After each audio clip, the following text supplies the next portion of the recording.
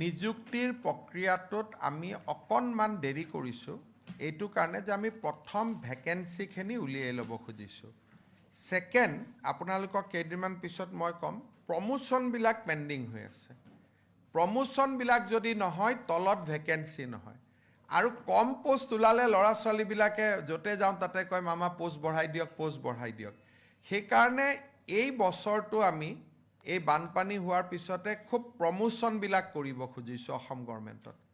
আপোনালোকে জানে কনিষ্টবলৰ পৰা যদি মানুহজন হাবিলদাৰ নহয় কনিষ্টবলৰ পোষ্টটো খালী নহয় সেইকাৰণে ডিসেম্বৰলৈকে আমি প্ৰমোশনবিলাক শেষ কৰিব খুজিছোঁ ধৰক এডুকেশ্যন ডিপাৰ্টমেণ্টত 1000 হেডমাষ্টাৰৰ পোষ্ট খালী আছে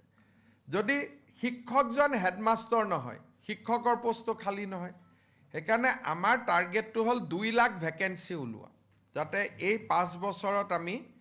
2 লাখ বা মোটামুটি 2 লাখ নিযুক্তি দিব পাৰোঁ সেইকাৰণে এই বছৰটোত আমি প্ৰমোশনখিনি কৰিম যাতে ম্যাক্সিমাম ভেকেন্সি উলিয়াব পাৰোঁ আৰু 2027 চনৰ পৰা আমি এপইন্টমেন্ট বিলাকৰ কাম আৰম্ভ কৰিম 26 চনটো আমাৰ হ'ল পোষ্ট বিচৰা কাম যে ম্যাক্সিমাম পোষ্ট যাতে আমি বিচাৰিব পাৰোঁ